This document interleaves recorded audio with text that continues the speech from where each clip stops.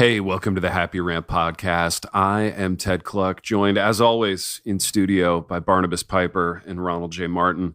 And boys, as the holidays are approaching, it's getting colder outside, and I've been enjoying sipping Lagares Roasters Happy Rant Signature Blend in the morning and throughout the day. And Piper, Lagares Roasters, the good people at Lagares Roasters, with whom we are in business, they have a special business offer for the month of December, do they not? They do. Good through the 21st. So that is the Friday before Christmas, which should be the week that this episode releases. If you use the code HAPPY20, you'll get a 20% discount on your purchase. So that means you have about one more week to order coffee for all of your friends and family, and all 6, 7, 8 bags for yourself. Mm-hmm. Make sure that you have a wonderful holiday and carry you over into the new year, because they're actually going to shut down for Christmas. This is what family businesses do, especially when they care about their family. They close the doors for a little while to celebrate the holiday. So it's good through the 21st. Use the code HAPPY20. Get some delicious. They have Brazilian roast. They have the Happy Rant Signature Roast. They have a couple other podcast signature roasts, which aren't nearly as good as the Happy Rant Signature Roast. And then they also have tea. We have a Happy Rant tea that's like a strong black blend with sort of an alpine-y kind of flavor to it if you're a tea drinker, which I am on occasion, not a regular tea drinker, but on occasion. It's really good. So check those out and use the code HAPPY20, and make sure you do it by the end of the day on the 21st, or you'll miss out on your discount and they will have closed their doors for the week of Christmas. You know what? Do this. Buy a bag for each of your 12 Reformed children. Do you feel like if every young family in Reformdom did that, Piper, that we would be rich? We would be legitimate coffee moguls at that point. Yeah, and Hector Lagares would be, he would like buy his own coffee plantation somewhere. Absolutely, which is really the goal. If you have 12 children, you probably need 12 bags of coffee. Like that seems reasonable to me. That's right. Absolutely. Amen. So big Reformed families, if you're listening, get a bag in honor of each of your children. And we will reap the benefit as a company. So it's sort of cause marketing, Piper, in the sense that with every bag of Lagares Roasters coffee you buy, a small portion of the proceeds go to us. So, and since we're not profitable, I think we can call ourselves a nonprofit. So that means you're donating to a non-profitable entity. Absolutely. No, I love it. Everybody wins in this scenario, Piper. And speaking of winning, I have some breaking news here on the program. I have some news that I'd like to break. This came off my fax machine this morning, so I got to produce the facts here in my studio. And Piper, let me take a minute to cue up the breaking news music. Okay, so I gotta type that in here. Are you guys ready? Let's do it. All right. Dun dun dun dun. Dun, dun, dun, dun, dun, dun. Okay, boys, we've got a little breaking news. And the breaking news was our boy Ron Martin actually published by the Gospel Coalition a week or so ago? Did this happen? Is this a thing? Ron, you are on the program, so weigh in. Did you actually get one of these essays published by the Gospel Coalition finally? Baby, here's the thing. Okay. There was a time when Big R got published quite a bit on TGC. And then I kind of started writing for other organizations. Oh, you got too busy writing for other organizations. I got too busy, and then I returned, and then submitted some articles, and I don't know, I don't know how it works. Yeah, I don't know how it works at TGC now that it's become what it's become. But submitted something. I think 4 to 5 months ago, and it just dropped out of the blue. I love it. Baby. It was just like waking up one morning and there it was, just sitting there, like on Christmas morning, all the gifts surrounding the tree, like hoping you would get something, but not really believing it. And then there it is, just sitting there. You're like the little kid on the Polar Express with like the hole in his pocket, and the TGC article drops out of it. Now, baby, are you does life feel a little bit differently now? Are you walking a little taller? Does your wife look at you differently now that you're published by the TGC? Does she have that glimmer in her eye of I'm no longer sharing a home with just Ronald J. Martin. I'm sharing a home with a TGC author. I think it feels like, it's a return back to what things once were. Right. The way things should be. It's a return to how things need to be. Yes, So, I love it. I love it. Well, yeah. baby, from the entire program and the entire Happy Rant community, we tip our cap to you. Congratulations. Your life you're about to pass these. Go ahead. To pass these along, we also received a pile of congratulations from listeners via social media. They were exceptionally enthusiastic. They did have one mild critique of said article, and it was that you were several points shy of 9. Yeah. So I know. You know, I know. there's room for growth, but it was a really good first step to get back. I think that's why I don't fit in with TGC is because I never usually go above 3 points. That's kind of my own personal rule. The other thing that was funny about this one, boys, was that I literally they sent me the article as they posted it, and I barely remembered the article. So it was one of those ones where it was so long ago, and I'm reading it and I'm going, man, I remember one of these things. I don't remember writing half of this. So it was kind of it was like me. So this is what's crazy, right? When they wait that long, it's like I'm benefiting from the article I want others to benefit from because it feels like I'm reading it for the first time with zero recollection of what it was. Well, there you go. That's go. the best thing about those. You can go back and be like, man, that was good. Yeah, that was really good. You can be real impressed with yourself. That's what I'm saying. No, I was like, dude, who wrote that article? Oh, I wrote that article. I was like, who wrote it? Oh, that was me. Oh, that was me because it's 3,000 words shy of what they usually are on this website. And it was so long ago. I don't even know. I don't even know if what I wrote is true anymore. Like, I don't even know if what I said, if those things I said are even true anymore. It's an A. It's an A article. Because everybody now, gets baby, an A. Are you saying that because everybody in college gets A's now? Of course. It's impossible to Everyone's get a B? an A student. Everyone is exceptional. They're all amazing. And you are too. And what happens if I don't even turn in the article? What's your response? I'm giving you an extension until the middle of next semester. You've got until. I mean, what if I'm like Big T? I don't know if I can get to this until 2020. You're going to be cool with that, right? Oh, it's absolutely fine. Just don't have your parents call. That's the only rule of thumb. Yeah. As long as your parents don't call, then we're all good. Everybody wins. So I don't ever have to finish any of my work. Technically, it can always be forthcoming. Correct. Yeah. Correct. Exactly. Okay. Exactly.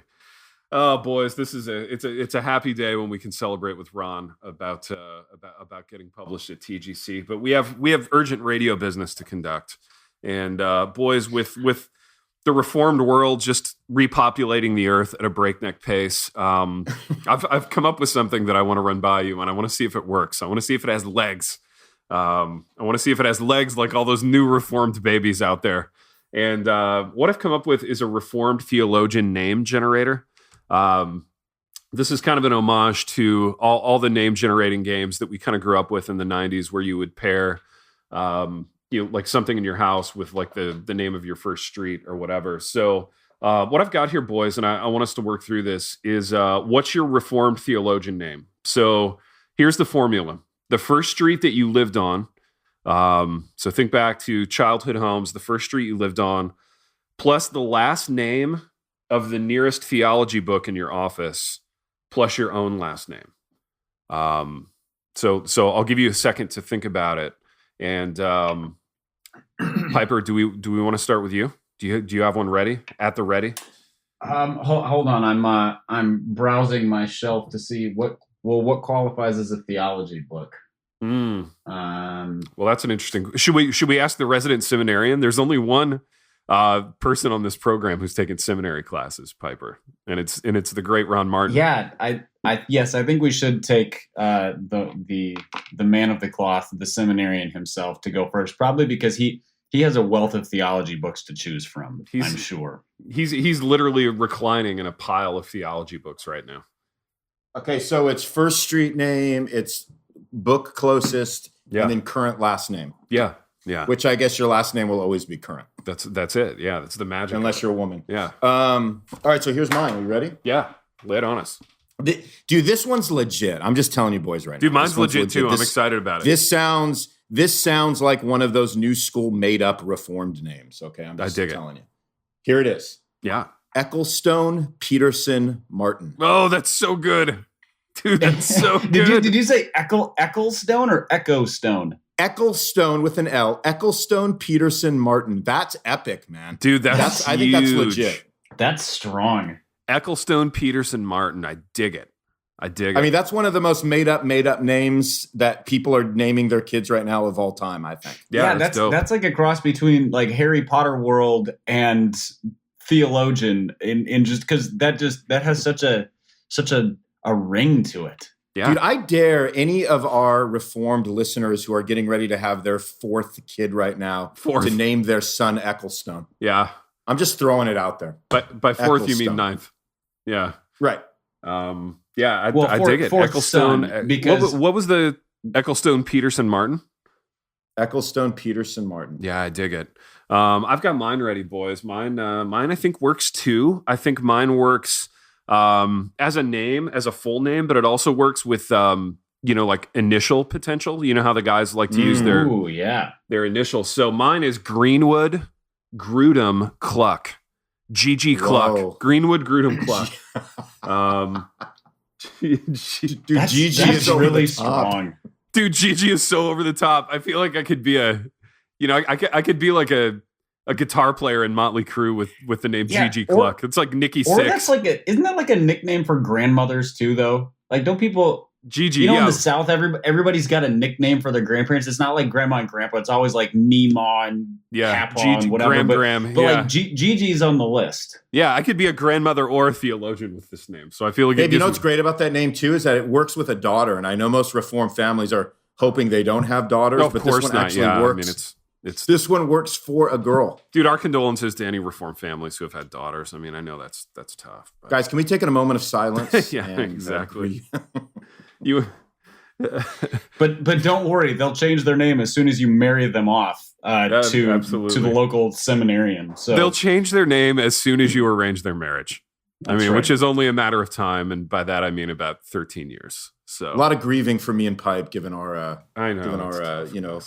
our offspring situation. It's tough, dude. You don't have an heir to your It's been really tough. You don't have an heir to your TGC article writing empire. Right. Who do you hand the keys to that Ferrari off to? Yeah, I don't know, man. Unless my daughter becomes an understudy to like Christine Hoover or Jen Wilkin. I don't know what hope there is. Dude, I hope she's studying at the Jen Wilkin School of Women in Reformed Theology, which I really wish was the JWA, Jen Wilkin Academy. Jen Wilkin Academy. JWA. Yeah, JWA.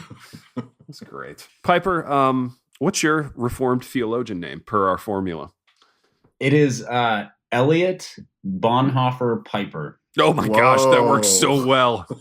Except that Bonhoeffer Piper sounds like the hyphenated last name of like a liberal psychologist or something. That's true. It's like Gladys Bonhoeffer Piper. The seminal research on, I don't know, gender changes or something like that. Right. That has to be an EB Piper though, Pipe. Yeah, that's an EB, which is good. That works well. EB sounds amazing. It does. I love EB.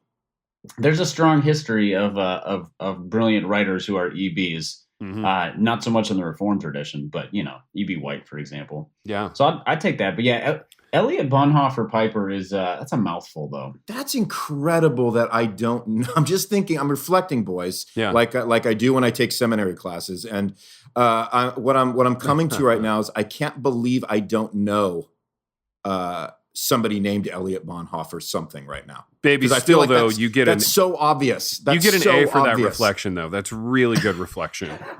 You know what? If I don't turn in that reflection for about a year, are we still good? Baby, listen to me. Take your time. Work? Take your time. It's still an A. Well, you needed a little more time to reflect. Really Absolutely. Quick, give everybody some context with what we're talking about, which is that it seems like students now in sort of the current environment, like they always get A's. And they have lots and lots of grace time to get in their assignments. Lay that out really quickly, Cluck, what we were talking about. Yeah, it's what you just said. Yeah. It's literally verbatim what you just said. Correct. That's it. Yeah. You get an A for that answer. Exactly. Yeah. Like if that were a speech in a speech class, you would get an A for it. It's a little different environment than it was when we went to college, boys. And at the risk of sounding like an 85-year-old man, it's just, it's taken a little adjusting, I think, for all of us to get used to it. But what does it feel like for you, Big T, just to obviously the only grade you give out is an A. So how does that help your grading process at finals? Do you even look at the papers, or do you just like scratch out an A on those things and you're drinking eggnog like in 5 minutes flat? Piper, I feel like we're debuting a segment called Get My Co-host Ted Fired from His Day Job. Well, I'm not sure every episode is like walk the tightrope of getting fired in the Southern Baptist Convention. So if everyone takes it that serious, we should have been fired a long time ago. That's true. No, Big R, I refuse to answer that question. College is amazing. It's a wonderful experience. It's going to be the best 4 to 6 years of your life. So I'm going to leave it at that. I can't wait to get an A in your class. Yeah, absolutely. Come audit a class, baby. Come take a class. So I'm sure you would do a wonderful job. But boys, in order to do a wonderful job at radio, we need to continue working through these topics. And boys, literally, like as we were speaking, I got an email from a student who wants to talk about their final grade. Like this is the week for that. This is the week for like, you've barely shown up to class the whole semester. You've turned in your papers like written on a Post-it note, and you've gotten a bad grade. Now you care. Now you want to talk about it. Now it's important. So I love it. Anyway, boys, I want to talk about Christmas Eve services because we're in that season. 'Tis the season of Christmas Eve services. Soon we'll be going, probably the three of us, to our own respective Christmas Eve services, and I want you to talk about the most memorable Christmas Eve service you've been to as a person. That's good radio. As a person. Thank you for who do I have to be to answer this question? Yeah. Big R, let's start with you. You've been to a lot of these.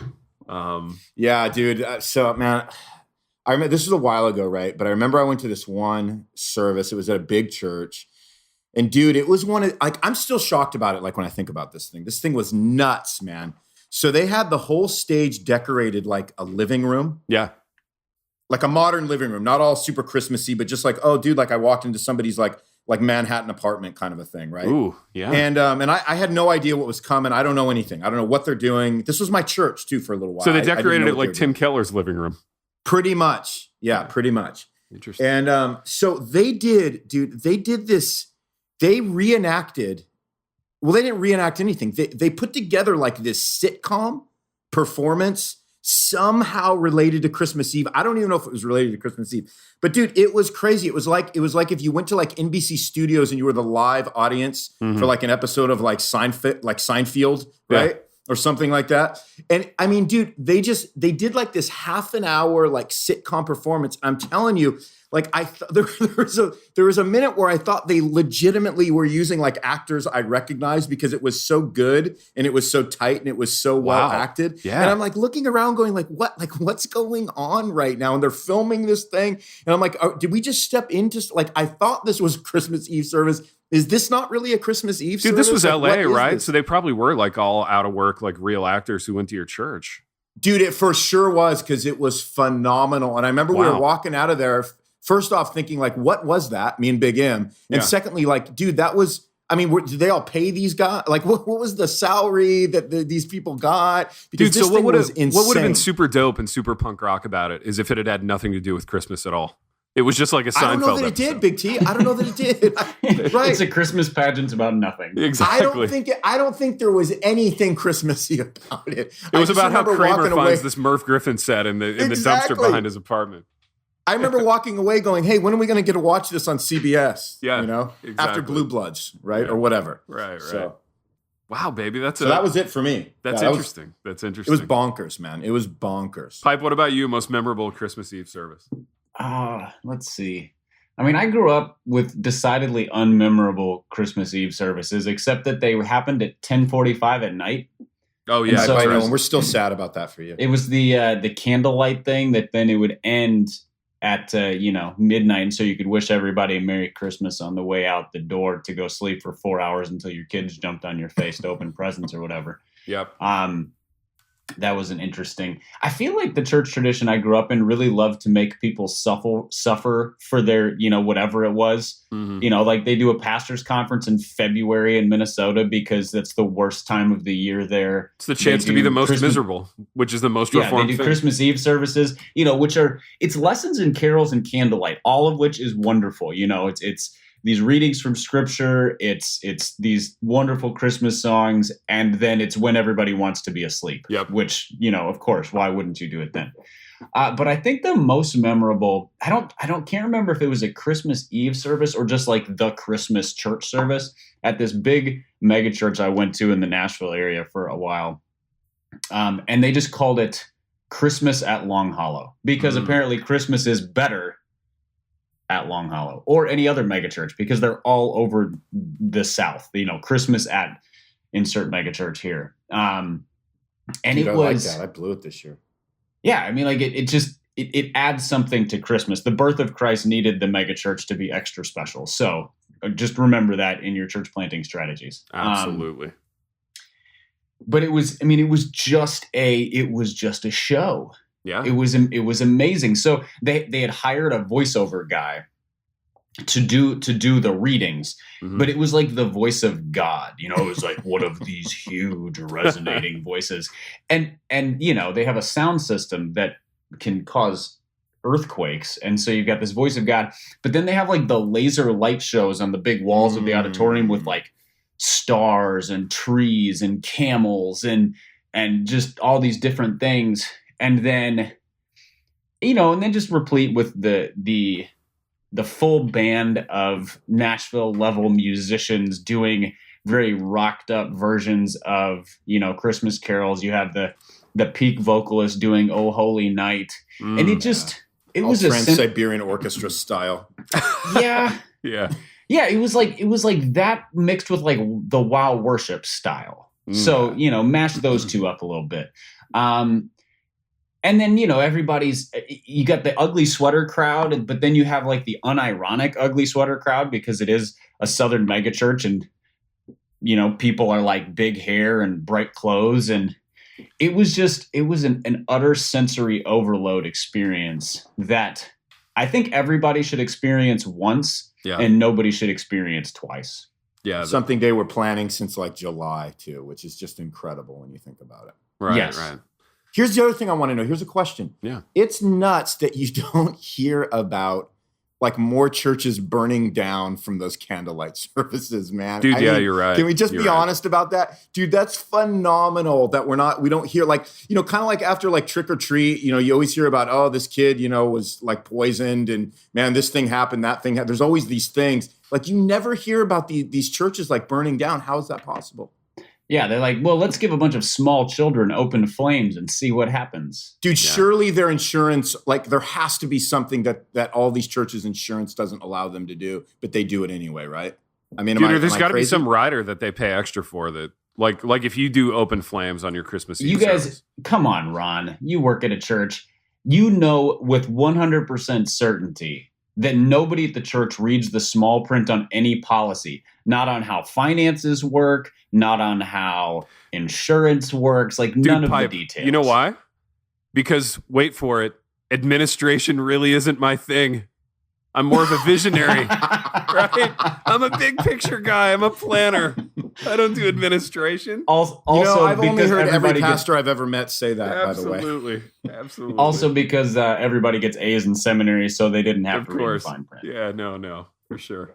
Too busy reflecting, Too busy reflecting to read that fine print. So I'm going to try to see if we can burn our place down this year. There you go, baby. That's the burning your church down is the new not burning your church down. Dude, that's going to be, I mean, you want to talk mega church? Dude, I'm going to blow this thing up literally this year. I want to see if our church can burn down. You want the biggest spectacle in the world? Come to Substance Church, Christmas Eve of the Eve. We're literally going to burn the church down. Baby, you're a hipster. Man. Doesn't your church already meet in like a burned down factory there in Ashland? But we're going to burn the whole thing down. How can you want burn to it see down some Christmas anymore? lights? Dude, this is going to be Christmas fire, man. Seriously, that place used to house blast furnaces. You can't burn it down. Right. Oh, it's going to be big, you guys. Seriously, you're going to see this thing emanating from Nashville. Dude, like real men used to like fabricate metal in that building. You can't burn that thing down. It will be the biggest Christmas Eve service of all time. Yeah. Would you say your Christmas Eve service is going to be lit in that case? Oh, it's going to be lit, Pipe. Don't you worry. Oh, it will be lit.com, man. Don't worry. Wow. Baby, post some pictures on Instagram so Piper can share them with me via text. Oh yeah, I mean we won't have a church after that, but it doesn't matter when you've done something that That's big. not important. Yeah, you'll have the memories. No. You'll have the pictures. All that matters is that night. That's it, man. That's it. And we've been planning this since. Well, I mean, we're already planning We're already planning what we're going to do 5 years from now after we build the new building and re-burn it down. That's right. Oh, in Central Ohio, there's a bunch of abandoned warehouses. You can find another building to refurb in no time. We will burn down our warehouse every Christmas Eve from now for as long as I'm at this church. That's a hipster paradise, isn't it, Piper? All the abandoned industrial buildings in that part of the world, you know? The Rust Belt. The Rust Belt. Exactly. Yeah, you can go and pretend to be a, metallurgist from the 1920s. I mean, it's a dream. And we'll have we'll reenact the Shadrach, Meshach, and Abednego. We'll do a play. Dude, there you go. Standing in the middle of the fire. We'll kind of advance that and connect it to Christmas somehow. It'll be great. You guys are invited, by the way. I like it, baby. I like it. We will definitely be there. Yeah, the most memorable Christmas Eve service I think for me was my parents had just discovered Reformed theology. So we had started going to this Presby church in the nearest decent sized town, which was Muncie, Indiana. And we started going to this Presby church, and in typical Presby Reformed fashion, vis-a-vis Misery, they sang every song in the hymnal at a super slowed down dirge pace. And it took 2.5, 3 hours to get through this service. And for a kid who was waiting to open presents, it was just absolute utter misery. And they waited. We call that the Let's Make Baby Jesus Cry service. Oh, absolutely, dude, absolutely. Yeah, it was just awful. But the good thing, I think the silver lining in that is that no Christmas Eve service has ever felt quite that miserable. So they really set the bar. It really set the bar in a way that allowed me to be thankful for the other ones. But boys, one final thing that I'm thankful for, and I know you are too. This is a listener question: movies that we love, even though we know that they're awful. So, what are your favorite movies that you really enjoy, even though you know that they're a terrible movie? And I'll get us started because I watched one of these last night. It's a Christmas movie. It's one of those movies that sort of appears on whatever the modern day streaming equivalent of cable is. They pop up the free movies, and the movie is called The Holiday. Are you guys familiar with The Holiday? Indeed, I am. Yeah, so it's Kate Winslet, Jack Black, and the super tall, skinny, good-looking actor whose name I can't think of, British dude. Is it Jude Law? Jude Law, yeah. So it's about Cameron Diaz. Oh, Cameron Diaz, yeah, who really can't act her way out of a paper bag. So apologies to the Diaz family if you're listening. That's tough to hear on this program. They'll be at my Christmas Eve service. It's cool. Dude, but yeah, so we watched it last night, and my comment to KK was, A, this movie is a turd, but B, I fully enjoy this movie. I fully enjoy every minute of this garbage movie. And I don't know, it's set in England. It's in this little stone cottage, and then there's a Los Angeles Isn't story. it about an American who one of those the hyper stressed successful American who goes to England for a holiday or something? Yes. Or it's a house swap. That's right. And then they both fall in love. They both fall in love. Sorry, spoiler alert. Yeah. They fall in love. Dude, and it's a totally morally bankrupt movie. That's the other thing. I'm kind of ashamed for liking it. But Cameron Diaz gets to England, and she sets her suitcase down, and 6 seconds later she's having sex with Jude Law, and there's really nothing redeeming at all about the movie. So yeah, I really would you say it includes some content? Dude, yes, it has some content. There are a few scenes, there are a few scenes that some content. But yeah, that's one for me. And then the ultimate example of this for me is Rocky IV. Rocky IV is 88 minutes of hot garbage. It's an 88-minute music video. It's a turd. It's a terrible movie, but I love it. And I've probably seen it 100 times. I think my favorite thing about this segment is that you unironically call movies turds, and it just gives me great joy. Yeah, that's just the word. That's what some of them are, Actually, I'm really happy that you name check Rocky IV is garbage too, because just because like you love something doesn't mean it has to be great. So like the argument that you would have with other people is like, no, Ronnie, it's a great movie. It's like, no. It can be super enjoyable and not be great, like from a movie standard or perspective. Absolutely. Like Brett McCracken is not going to be writing a 4,000 word essay about Rocky IV anytime soon. But it's still a super fun movie to watch. Yeah, agreed. Big R, what are yours, man? What are man? Go to Pipe, man. I just blank out on stuff like this and topics like this. So what do you got, Pipe? I think mine would include Jason Statham's entire catalog of movies. Dude, that's so true. So true. They're just objectively horrific movies, and I never don't enjoy them. Yeah. And if they're on TV and you're clicking channels, you're like, I will watch 8 minutes of Transporter 6. Yeah. Just, he has 3 facial expressions and he beats people up and he's ruggedly handsome and he's bald and he's got that, I don't know what it is, like Liverpudlian accent or whatever it is. It's just sort of like there's nothing good about them, and they're so delightfully just explosively awful. And you know what he is? Fun. He's the Cameron Diaz of men. Yeah, because she also she's like always bubbly and charming and occasionally manic, and he's like grim and fierce and then occasionally just insanely angry. And he's always driving. He's always a driver. Nobody drives as hotly as this actor. He's always driving. He's like that guy. Yeah, Statham. Yeah, there's Jason Statham. I mean, if he has a movie coming out and I see a preview for, like, I go to the movies to see something that's good, and I see a preview for one of his, like, I put it in my phone. Like, this is a movie that I will make note of to see when it comes out. Dude, but you won't go to the theater for it, probably. No, absolutely not. I'm not that much of a dude. I don't think anybody in the history of cinema has ever gone to the theater to see a Jason Statham movie. They're the ultimate like cable movies. Like you're flipping channels on cable. Yeah, they go like straight to cable, and you're super pumped to see them whenever you run across one. No, that's a great one, Pipe. Big R, any insights? Have you thought of it? Yeah, I mean, first, let me just say that I think my second reform name will be Liverpudlian Keller Martin for my reformed child's name. L.K. Martin? Yeah, I like it. Liverpudlian Keller. L.K. Martin, yeah. L.K. Martin. Okay, so this is what I'm going to have to do because I'm not... Big M doesn't like movies. I don't see a lot of movies. That's not really her thing. But this is what I do, and you guys will know this and appreciate this.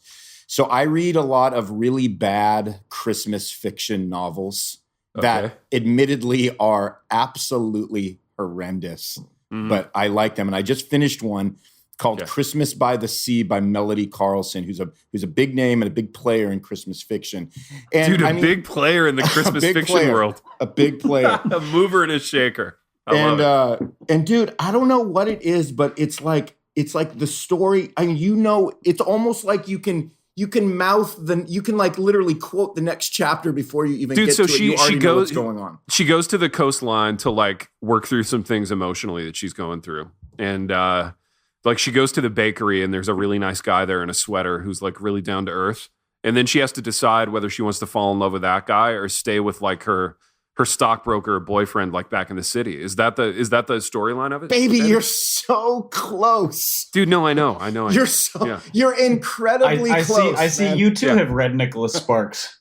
Oh, yeah, absolutely. I mean, but dude, Nicholas Sparks, I mean, dude, he's like the Einstein of fiction. Yeah, he's like J.D. Salinger. He's like David Foster Wallace. Dude, I mean, dude, seriously, man. I mean, he's like the J.I. Packer of Christmas fiction compared with these people that I'm reading, man. Dude, I'm not kidding, man. Yeah, I mean, Sparks is like way up there. You're like, oh, dude, Sparks. Yeah, I mean, it's hard for me to even read. It's hard for me to even understand Sparks novels. I got to read them like twice, right? Dude, right. You could take whole college classes on the Nicholas Sparks novel. That's a class I'm teaching. Yeah, I mean, I'd still get an A in it. But of course you would. Yeah, your insights are wonderful. Even though you don't understand. I have no clue. But these are understanding like, it doesn't matter anymore. These are like the Christian versions of these things where there's just and this is what's been fascinating over the last few years is like these Christmas Christian fiction novels. They don't have to have a lot of Christianity in them anymore at all. Like, dude, so my favorite thing about that, how do they sneak in the Christianity? It'll be like, seriously, so I just read this book, A Christmas by the Sea by Melody Carlson. And my wife just hates that I admitted that right now, by the way, guys. That's just, like, Big M is bummed that the world now knows that. But that's what it is. So here's what it is. She literally, in the entire book, there was like one time where they her and her son, because she's a single mom, she's a widowed mom. See how close you were, Big T? Like they broke down at some point and they prayed. That was literally, was the entirety of the Christian content in the book. Dude, that's vintage Melody Carlson, though. Oh, I mean, that's what she does. She's going to give you a little of that. Vintage Mel. Well, to be fair, they're not very gritty, and there's not really any content. So they avoid the questionable aspects of that romance. Right, there's not a few stories scenes can tip into. It's a Christian version of the holiday minus the fornication. I'm in. Sold. Baby, don't buy it. I'll send it to you as a gift after I burn my church down for Christmas Eve. Dude, yeah. Make sure you rescue the Melody Carlson library from the fire, though. I will. And ship it off to me. Absolutely. Boys, we have done what we always do on this program. We've wandered to and fro throughout these topics. A real diverse set of topics today. I feel like we covered a lot of grounds. So good on us for doing that. And make sure you run, don't walk to lagarosroasters.com. With each bag you buy, just know that you're helping us build our coffee empire. So, which in this case will help Ronnie rebuild his church. Dude, right? It's it's cause marketing at this point. So you can feel good about knowing that proceeds from every bag of coffee you buy go to us. And we have indeed wandered to and fro. And until next time, Rachel the Held Evans. The Happy Rant is brought to you by Resonate Recordings. If you go to resonaterecordings.com, you can see the full range of services they offer. So if you're considering starting a podcast, they are the ones we recommend going with. Again, go to resonaterecordings.com to see their prices, to connect with them and ask any questions, and to see what they can do to help you launch, edit, master, and improve your podcast. Again, go to resonaterecordings.com to see what they can do to help you launch and improve your podcast.